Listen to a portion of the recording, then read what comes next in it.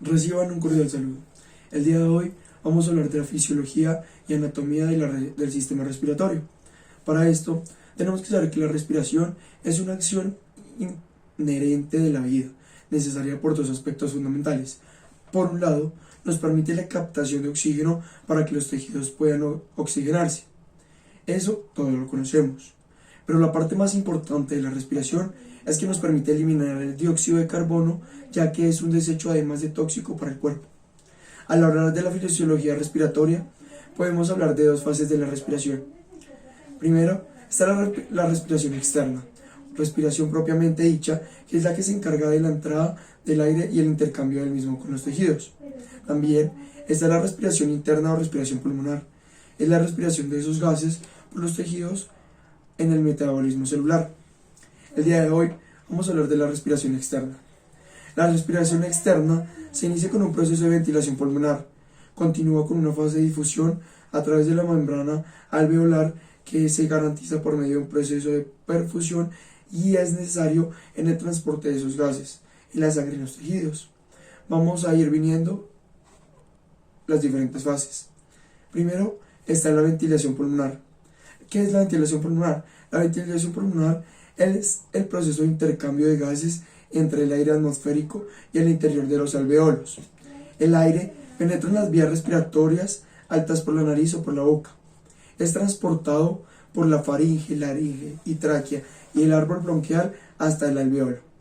En este camino, el aire se va a calentarse, a purificarse y a humedecerse. Se filtra.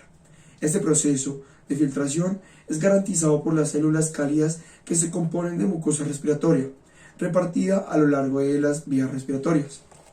Este mecanismo de entrada y salida del aire va a depender de dos factores, por un mecanismo de gradiente de presiones, de una zona de mayor presión a una zona de menor presión. Si no existe este gradiente de presiones, no se produce la salida de gas y también va a depender de la resistencia de las vías aéreas.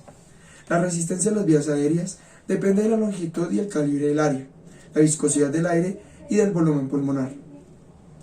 El ciclo respiratorio consta de una fase de expiración, una inspiración y una fase de reposo. En la fase de reposo, los músculos respiratorios están en reposo.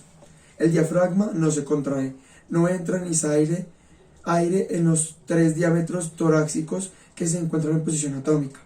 En la posición anatómica, la presión dentro de los pulmones va a ser igual de presión atmosférica.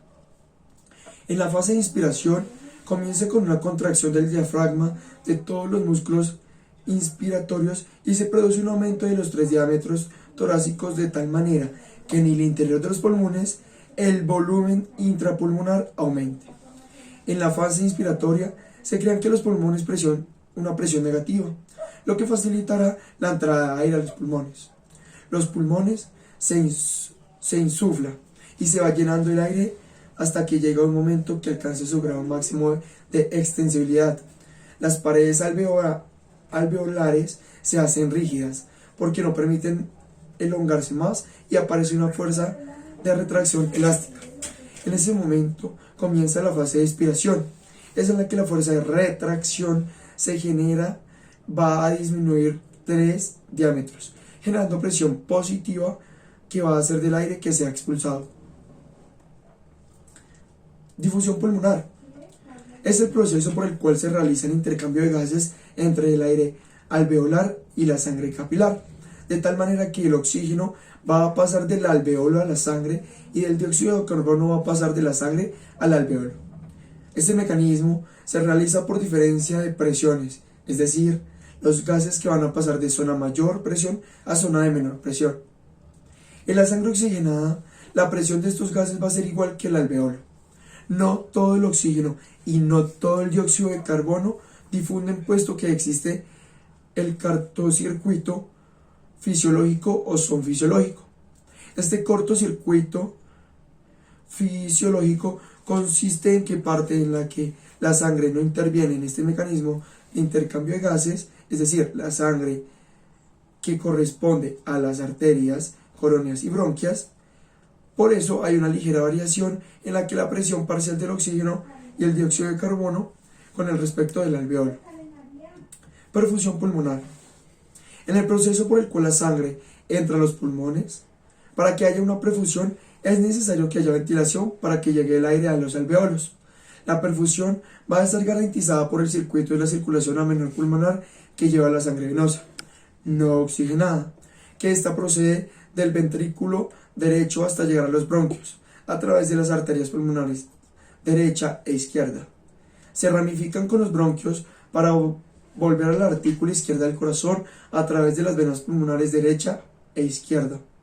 El aporte de la sangre a los pulmones por el circuito de la circulación menor va a estar regulada por tres factores: la concentración del oxígeno en los alveolos, el volumen pulmonar y la fuerza de gravedad. Para acabar, vamos a hablar de los transportes